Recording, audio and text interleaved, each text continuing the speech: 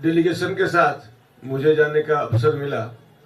मैं यही कहूँगा कि आज मुख्य सचिव महोदय ने जितनी शालीनता के साथ संवेदनशील होकर सभी विद्यार्थियों की मांग सुनी, अच्छे माहौल में कोई आर्गुमेंट नहीं, कोई काउंटर आर्गुमेंट नहीं, हर बात को सुना, हर को नोट किया और उन्होंने ये कहा कि आपकी इन बातों से हम चर्चा भी करेंगे, जांच भी करेंगे और मुख्यमंत्री जी को अवगत भी कराएंगे।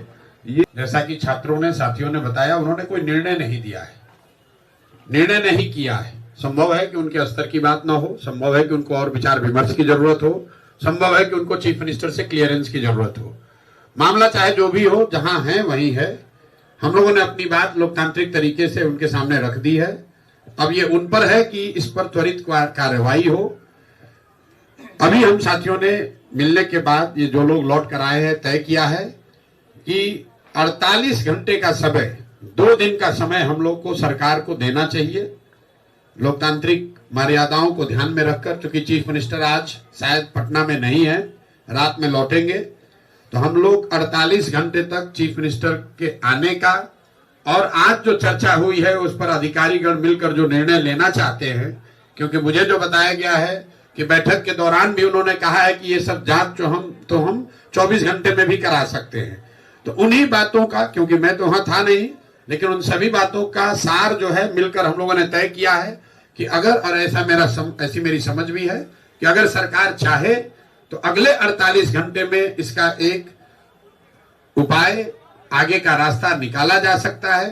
छात्र पूरी तरीके से आंदोलन से अलग हटकर पढ़ना चाहते हैं, अपनी जिंदगी बनाना चाहते हैं, ये टकराव का रास्ता नहीं चाहते हैं, कोई भी टकराव का रास्ता नहीं चाहता है। छात्रों ने एक कदम बढ़ाया है, तो अब सरकार पर है कि सरकार भी एक कदम बढ़ाए, मामले को खत्म करे और हम लोग की उसमें भूमिका क्या होगी। तो मैं चाहूंगा कि छात्रों की ओर से आप बात कर लो।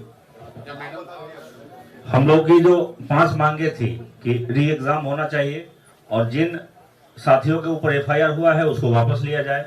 सोनू यादव नाम का जो एक लड़का इस पूरे मामले के कारण उसने आत्महत्या कर ली, उसके परिवार वालों को 10 लाख का मुआवजा मिले और सरकारी नौकरी मिले। पुलिस वालों की ओर से जो बर्बरतापूर्वक लाठीचार्ज किया गया उनके ऊपर कार्रवाई हो। तो इन तमाम मांगों को हमने रखा चीफ सेक्रेटरी के सामने, वहाँ होम सेक्रेटरी भी थे।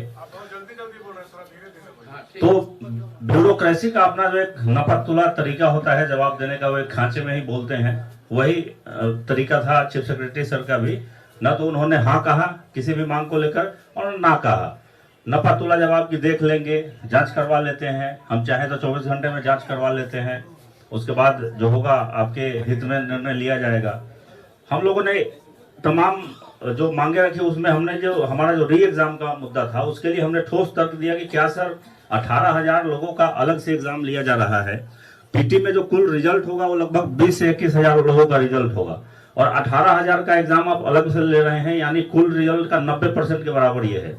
और नॉर्मलाइजेशन आयोग कह चुका है कि नॉर्मलाइजेशन नहीं होगा, यानी 2 अलग अलग डेट पर आप एग्जाम ले रहे हैं और नॉर्मलाइजेशन नहीं करेंगे तो फिर ये इंजस्टिस होगा किसी ना किसी एक, या तो 13 दिसंबर को जो एग्जाम हुआ उनके साथ इंजस्टिस होगा या 4 जनवरी वाले के साथ इंजस्टिस होगा। इस बात के ऊपर वो चुप हो गए, इसका कोई जवाब नहीं था उनके पास शायद।